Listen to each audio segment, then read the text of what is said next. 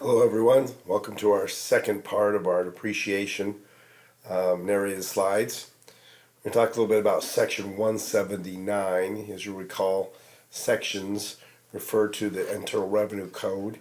So the rules about section 179 are in section 179. Imagine that. So that's where a lot of these names come from.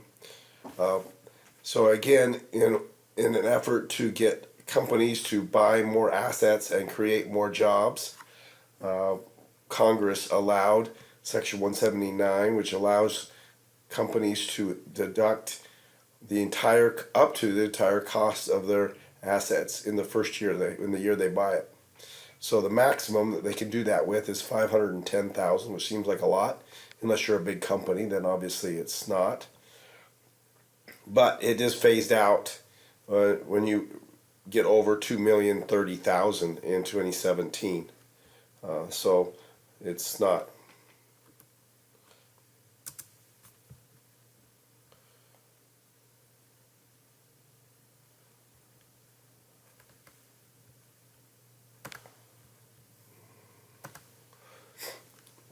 It also has this interesting caveat that kind of makes it sometimes not work, and that is if your business doesn't make income, you can't use the Section 179. So it can only be up to the amount of the income made from the business as well. It can't create a loss, but you can carry it forward to the current year. Applies to tangible personal property, purchases and uses in a trade or business. You can't get it from a gift or inheritance. Okay, it cannot be a rental property. It has to be used in a trade or business, not investment. You elect this. This is completely a choice. You don't have to in the year that the property is purchased. So example, company places $2,265,000, but its business income limitation is only $150,000. So if you use our calculation, we take how much we went over the threshold. Remember the threshold is $2,030,000. They are over by $235,000. So that reduces the 510 maximum down to $275,000.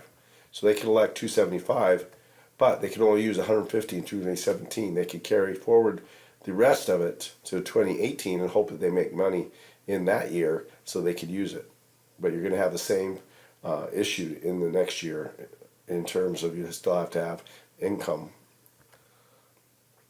Now a little bit about Form 4562 and how it works with Section 179. This is just the first part, page 1. The top part is all about Section 179. You got the maximum amount. You got how much you put in place. You've got the threshold. You've got how much you went over the threshold, and therefore how much that you are reduced down to. And so the cost was 20, but because of the phase out, it's only worth 21. And then down here, you have the part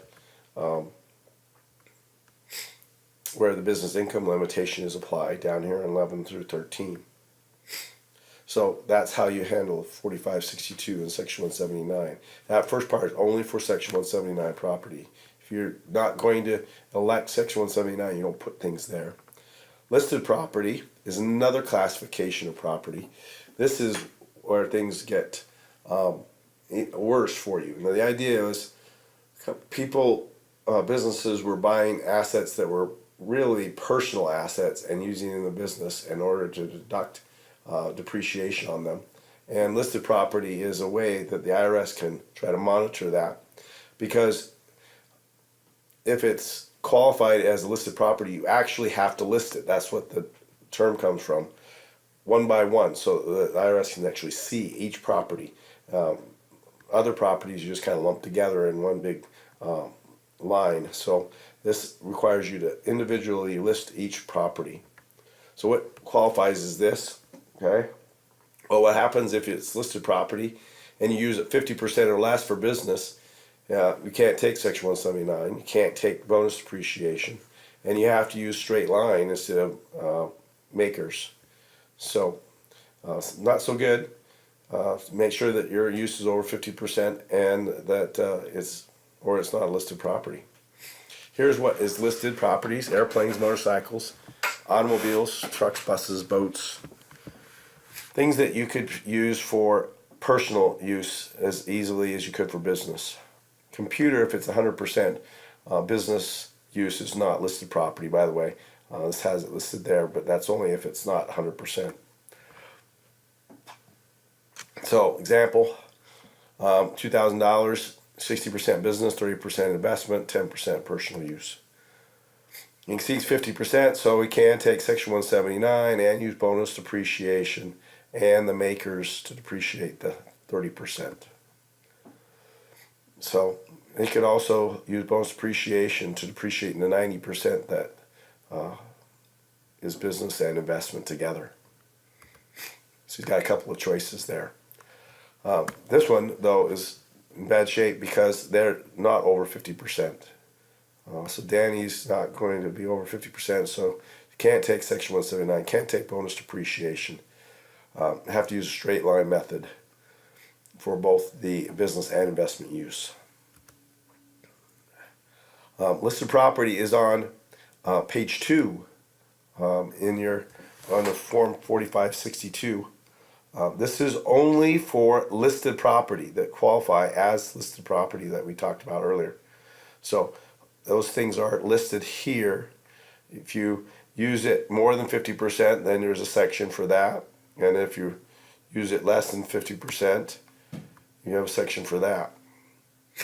And you fill in when it was bought, and you're giving IRS a lot of detail about how you're going to depreciate these assets, so they can come back and challenge that. So that's the idea of listed property. You can see every one of them is going to be listed here. Okay, another limit to prevent abuse. Companies would buy an asset, particularly a car, and the idea would be to get a big depreciation deduction. You would buy as expensive a car as possible, and when you didn't really need an expensive car, so that you could do that. And so Congress passed a rule that limits how much depreciation you can on a car. Doesn't matter what the car is used for, if it's 100% or 50% or whatever, it's still subject to these limits, okay? So it applies to any vehicle that's not a big truck, not a limousine, not a taxi, not a 12-passenger van, things like that. So anything that's just a regular passenger vehicle. And it really doesn't have to do with how luxurious it is. We just call them luxury car limits. Okay, there's the maximum you can. In the first year, you get 3160, or if it's going to take bonus, you can elect 11160. That's that extra bonus depreciation. And then the second year is only 5100. So you calculate the depreciation using MACRS. You look at this table, you take whatever is the lowest of the two.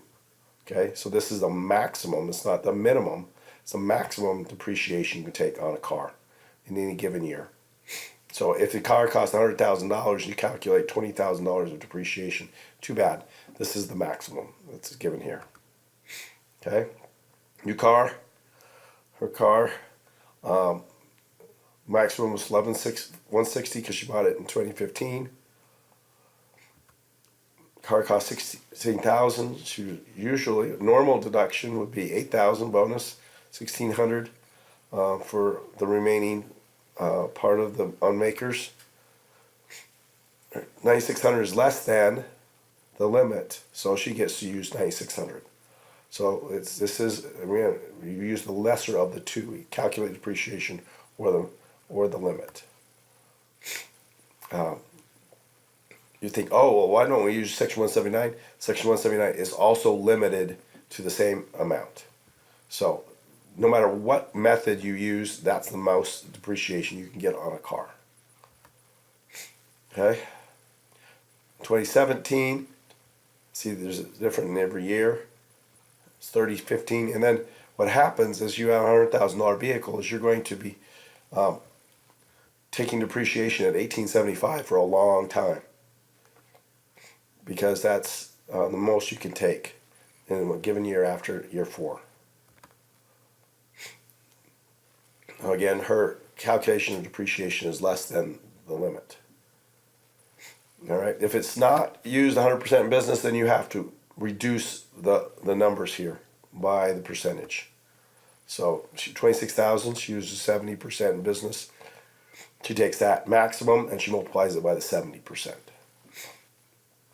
So that's how that works. All right, and you see what the depreciation would have been if it would have been normal depreciation calculation, and you see that her deduction is much less. That's the idea. If you lease a vehicle, say, oh, well, I'll just lease my very expensive $100,000 vehicle. Well, that will work to some extent, but there is also an amount that is included. What that means is that that amount is going to be added back to your income for tax purposes. So you're going to subtract this amount from your deduction, as is shown here by this example. Right? All these are 100%. You have to reduce it. Okay? So 3-year lease, $35,500. Each monthly payment is $1,200. For the first year, you have to include $36. What does that mean? That means that you take your actual lease payments you made and you reduce it by $36 to get, or a portion of the year that $36 represents, to see how much the actual deduction is. You can see that that's not a big deal.